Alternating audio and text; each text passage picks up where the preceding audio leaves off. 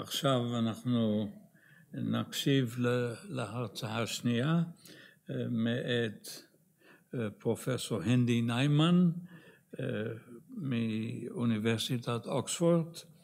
פרופסור ניימן היא נקראת Oriel and Lang Professor of the Interpretation of Holy Scripture. שם היא מנהלת את המרכז לחקר המקרא בתוך אוריאל קולג'. לפני כן היא שימשה כפרופסור באוניברסיטאות של נוטר דיים, טורונטו ושל יייל. נושאי המחקרים שלה הם, אני אזכיר אותם באנגלית כדי שאני לא אטעה בלשוני. Entanglement of Ancient Culture, Reading Practices in Jewish Antiquity, Comparative Philology, Performance, Formation of the Self and the Subject, Collection and Canon, Authority and Author Function, Biblical Figures and Exemplarity, Practices of Epigraphy and Pseudonymous Attribution, Revelation, Diaspora and Exile, Trauma Studies and Nature and Law. מבין ספריה העיקריים, Scriptural Vitality, Rethinking Hermeneutics and Philology, 2025, Losing the Temple and Recovering the Future, an Analysis of Fourth Ezra, 2014, Past Renewals, Interpretive Authority, Renewed Revelation and the Quest for Perfection, 2010, Seconding Sinai, the Development of Mosaic Discourse in Second Temple Judaism, 2003. נושא הרצאתה של פרופסור ניימן, Biblical Interpretation and Ancient Jewish Poetics. בבקשה. I also want to take a moment to thank the organizers. First, the chair of the session, Professor Tov, to Ziva and to Sima, and to the people who've organized this wonderful event at the Academy, and of course, to honor my teachers, students, and colleagues here coming together to celebrate the work of Professor Kugel, Professor Kaduri, and it's such an honor to be here today. I begin by an impromptu response and very inspired by Yishai's words. And most of us in our field, we work in 100, 200 years, maybe 250 years of research. Alpaim Shana. James Kugel works from the first millennium all the way through Yemei Beinaim, and it's such an inspiration, and I think it's a model for us of how to think about the history of Judaism, broadly conceived, walking backwards and forwards. Today, I celebrate two transformations that were made to our field due to the writings of Professor Kaduri, specifically the worlds of ancient Jewish poetics and early biblical interpretation. Both of these areas of research have been radically transformed by Yaakov Kuduri across nearly half a century. The research and achievements of Professor Kuduri are not to be reduced to these field-changing contributions, but these are two great shifts on which I will focus today. It is the intertwining of the two, like a double helix, that has catapulted my own research and writing, both past, present, and hopefully future. Part one. Regarding poetics, Professor Kuduri opened new ways to think about biblical song, Shira, through his book, The Idea of Biblical Poetry, through a wide-ranging collection of illuminating articles, such as Is There But One Song?, his readings of Psalm 91, of Kuf Lamed Zayin 137, and many others. He chose to focus less on the formal features of poetry as a mode of understanding the two-part line, and instead looked to the ways in which the parts of poetic lines coordinate with one another, develop one another, complete one another. Not only did Professor Kuduri challenge notions of parallelism as overly rigid and unnecessarily generative of emendations or corrections in order to accommodate expectations for structural frameworks such as meter or rhyme, but he also generated a new discourse around how to read the mashal form. This involved nuanced and deeply complex modes of unlocking the mashal by hermeneutically rethinking how to understand the relationship between the parts and how that forces the reader to reconceive the whole of the line, the whole of the poem, or of the collection. The many case studies that he explored generated a great deal of new scholarship for students and scholars alike, and raised incisive and provocative literary, conceptual, and philological questions. The larger implications of his work presented a new way of understanding both Shira and Kina. Additionally, he helped us understand the subsequent use of these poems by later tradents. Furthermore, he challenged the prose-poetry distinctions as a way of narrativizing the poetic and elevating the prosaic. It took no less than 40 years for scholarship in this area of biblical studies to catch up with the nuance and subtlety of his initial work in the 70s and the 80s. Professor Kaduri's own work involves then a dynamic of understanding of the riddle, of the seemingly impenetrable 2 or 3 part lines of the poem. He argues that the poetic line constructs meaning through interpretation and attention to the fundamental relationship between the parts and in the combination of the parts, ultimately in the mind of the reader. And thus, Professor Kaduri presented a complex and intricate approach to understanding the ways in which the poetic texts of the Hebrew Bible, of Tanakh, of Mikra, disseminate and instruct by means of the 2 or 3 part line.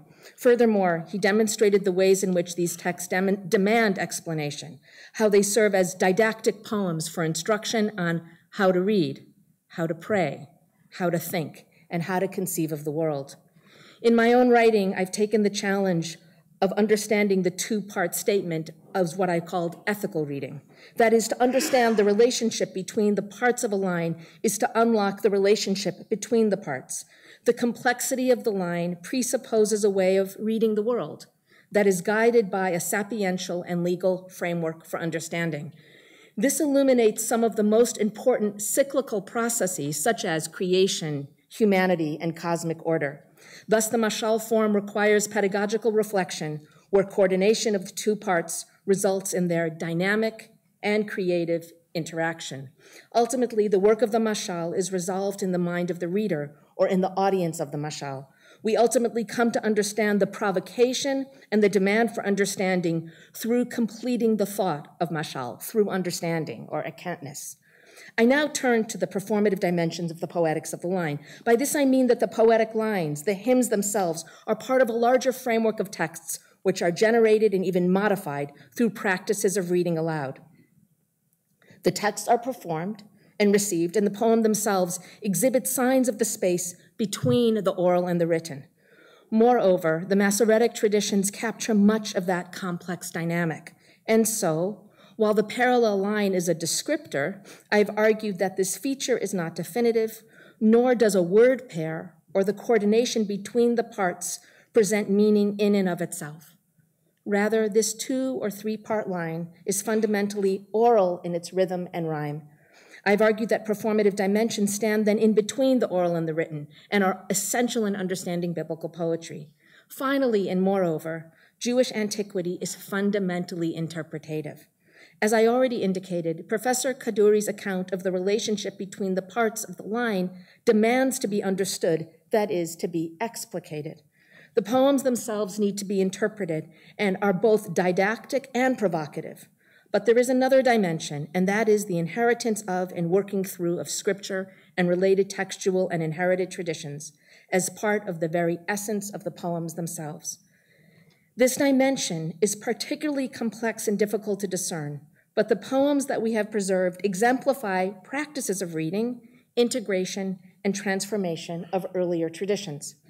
This is a hermeneutic that operates through an inherited and ever-transforming relationship with the textual. In this way, Shira Chadasha is created out of both reading inherited texts and performing new compositions.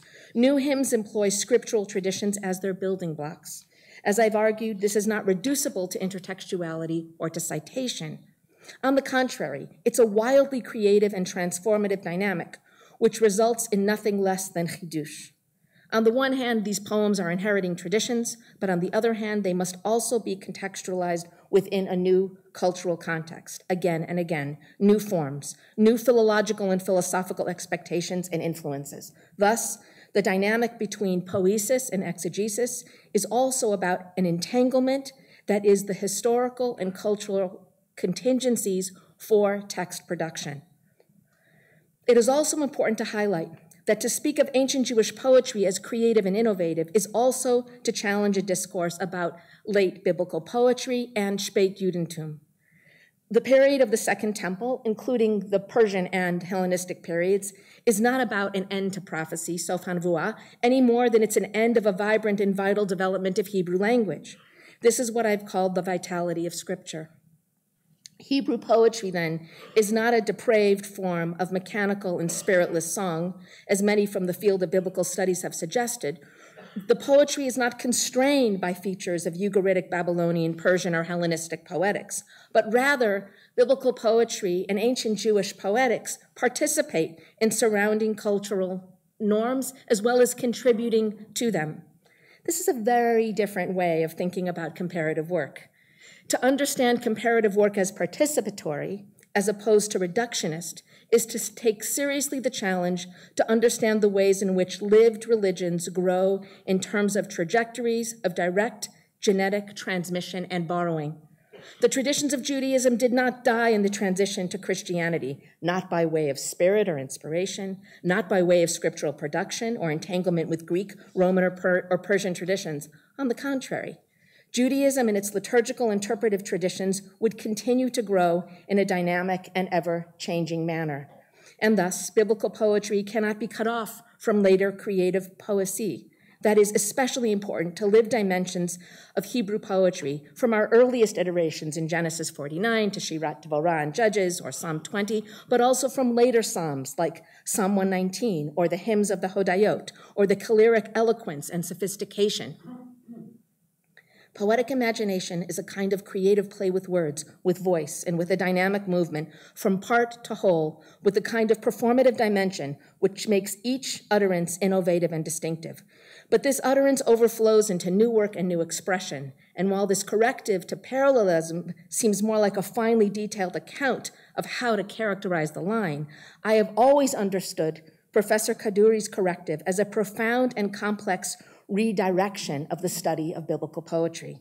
Thus, the transformative shift of Professor Kaduri's account of biblical poetics is nothing less than a full redirection from the reconstruction of original reworkings of Ugaritic song or Sumerian lament, and instead looks forward to the trajectories of ancient Jewish creative movement in the realm of poetics and liturgical performance. On the one hand, utterance itself, by way of vocalization, interpretation, and identical articulation, is never repeatable. In my own thinking, I want to argue that there's an essential dimension of liturgical expression which is fundamentally itself pluriform. As it stands between oral and written expression, it is never perfectly iterative.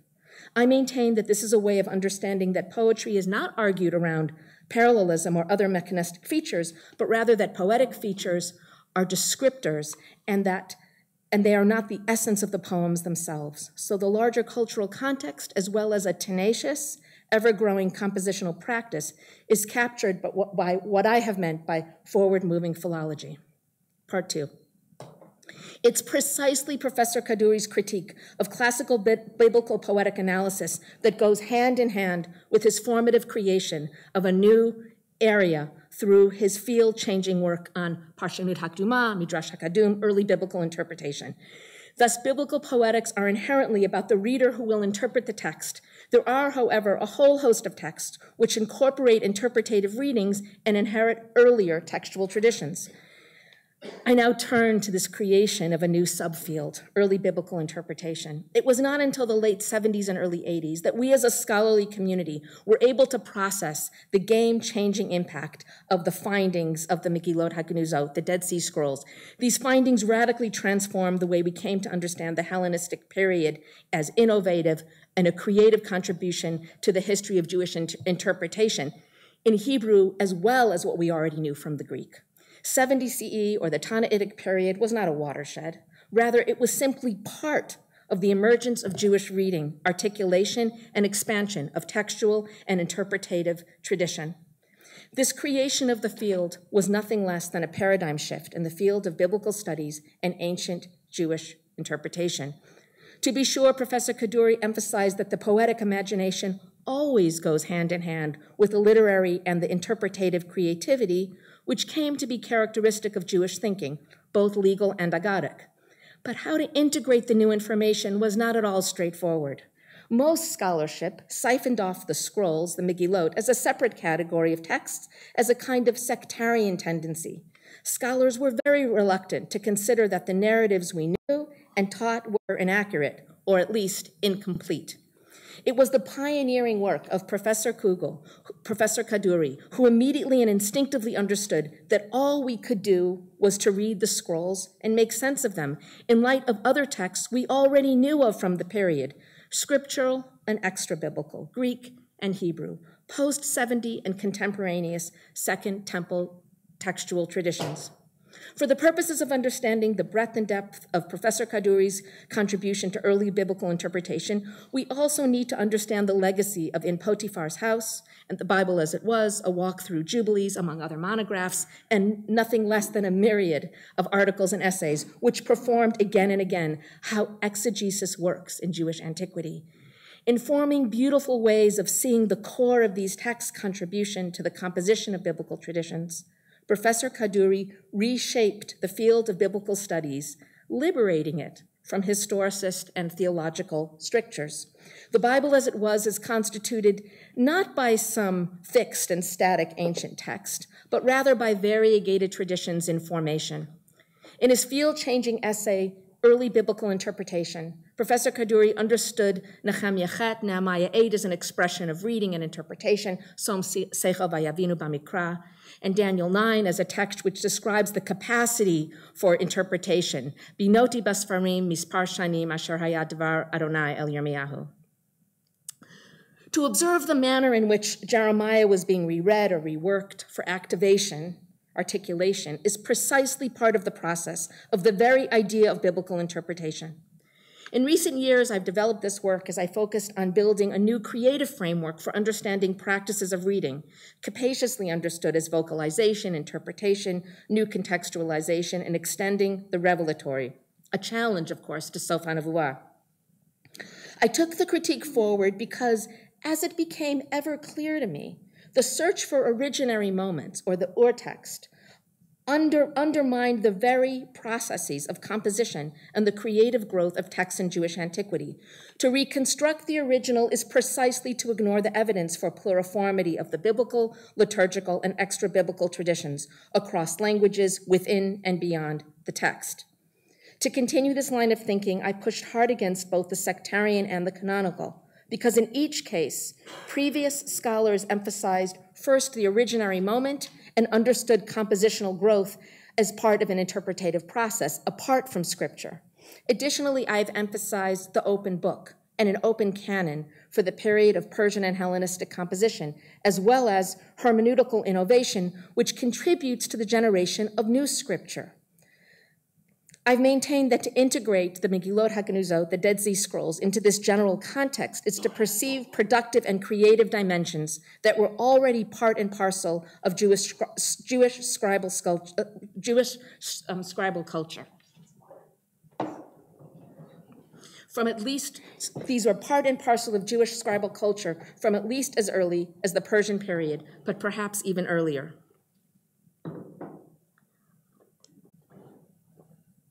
In applying and integrating Professor Kaduri's insights to both of these field transformative moves, Jewish poetics and early biblical interpretation, we can begin to discern trajectories of inheritance by way of interpretation, but also a very dynamic and creative building of the poetic lines.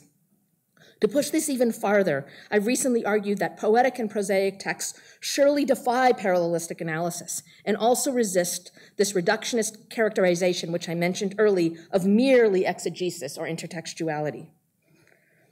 In this way, I explored the Hellenistic period as one of vitality and transformation, but I've not yet fully explained the way in which I want to claim that vitality. Moving forward, I want to think about Hellenistic context as a period of synthesis between philosophical reflection and cosmic calculation. In the context of Jewish tradition, there is an added third dimension, namely a rich hermeneutical and textual context, which also becomes embedded into an already eclectic and popularized discourse of cosmology, calculation, heavenly and earthly correspondence, notion of constellations as part of a larger account of physics and metaphysics.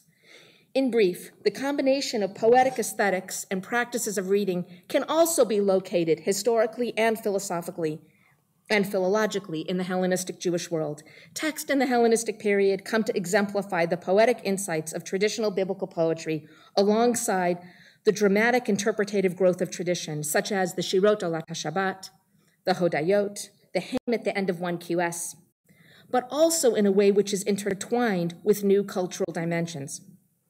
It's important then to highlight here that the dynamic of biblical poetical texts resist linear development.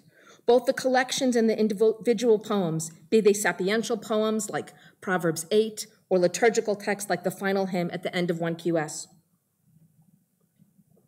All of these will continue to be performed in an ever-changing pluriform context.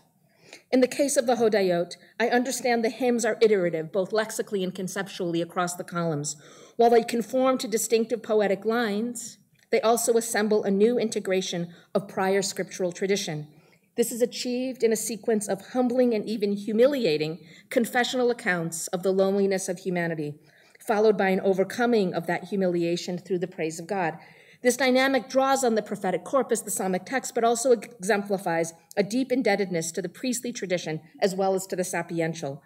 The intensity and complexity of the references are matched only by the innovative expressions of creation and a tenacious determination to characterize deity and human essence. The aspiration towards overcoming human imperfection through spiritual exercise also locates the innovation of this iterative and complex expression in the larger context of Hellenistic thinking about perfectionist aspirations of the self and the subject. This is interlinked then both with respect to priestly discourse, with explicit and iterative vidui, and a larger expression of bracha, which is articulated through a particular discourse of the recognition of deity as creator and as omniscient. Another remarkable example is provided by Shirot Alat HaShabbat, where complex layering of mystical traditions from Ezekiel 1 or Isaiah 6 are intermingled with reflection on angelic Sabbath songs of an in-betweenness of heaven and earth. The Kedoshim play a role that is mediating as they possess knowledge and insight about the heavens and are able to perform these compositions whose building blocks are themselves made up of psalmic, sapiential, and priestly language. Again, this is a perfect example of songs, of hymns, which are extending and expanding biblical poetics through the work of early biblical interpretation and extending discourses associated with that tradition. But they also need to be contextualized within the larger Hellenistic Jewish framework. The result in the Shirot is nothing less than a new song, which will come to have a further afterlife in the Sabbath angelic liturgy. The continuity of composition and poetic imagination is interlocked with an interpretive ethic which generates new text, all the while being embedded in old and established tradition. The heavenly and earthly correspondences in the Shirot Alat HaShabbat are far more developed than anything else we see in earlier biblical traditions. It's also possible to see expressions of heavenly temple with earthly correspondence, so in the face of destruction, there is nevertheless a hope for reconstruction and recovery, both in the context of Ezra and Nehemiah and in 4th Ezra, what I have called revelation inflected by destruction. So too, there are new ways of thinking about human perfection in the phrase Tavnit Kedoshim in 4Q instruction. 4Q instruction reflects a subtle and enriched interpretative context for thinking about heavenly and lower correspondences. The intertwining of cosmic and calendrical reflections alongside interpretation is paradigmatic in the Book of Jubilees, a work that has attracted the attention of Professor Kaduri for many years as he considered its interpretative and compositional complexity. I've taken up that argument and I've begun to chart the integration of textual materials, albeit in a pluriform mode of transmission and compositional participation, as is witnessed by various fragments that participate in and expand Jubilees. To be sure, Jubilees' account of a first set of tablets or a prior reading is, of course, the interpretation of the texts inserted back into pre-Sinaitic times or primordial written revelation of heavenly tablets. It is through the combined effort of these primordial tablets and of Scripture itself that new tradition is composed, but across a history of stages and revisions. What is remarkable about Jubilees, it's its meditation on the number 7 as weeks, months, years, and as heavenly authorized calendar, which is intermingled with interpretative traditions, all authorized as cosmic law for jubilees, which already always determines Mosaic's law. The affinities between Jubilees and Philo of Alexandria is also very suggestive, and part of what I have come to call priestly discourse, which continues well into late antiquity. Indeed, Professor Kuduri's A Walk Through Jubilees already initiated this trajectory in conversation with Albeck years before.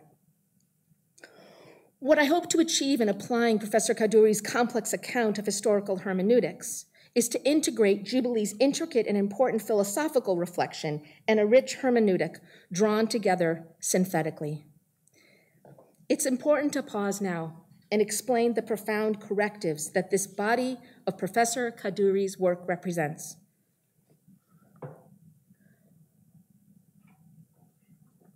The impact on the field is so widespread and extensive that it often goes unnoticed because it's accepted as normative. As a well-known joke goes, an older fish asks two young fish, "How's the water?" And one young fish asks the other, "What the hell is water?" We live and breathe in a world that Professor Kuduri's work created, and his work's impact is so pervasive that we are apt to forget where we are. Part of what I offer today is to acknowledge the formative power of his work. As my time today comes to an end, I want to express my gratitude to Professor Kugel, Professor Jacob Kuduri. His work continues to influence and inspire generations of scholars who continue to bask in the riches that you lay before us with an unparalleled generosity and ever-flowing inspiration. May you continue to produce pearls of wisdom. May your own legacy multiply and grow. And may your own satisfaction from your work sustain you. Mori v'Rabbi ad 120 shana. Thank you.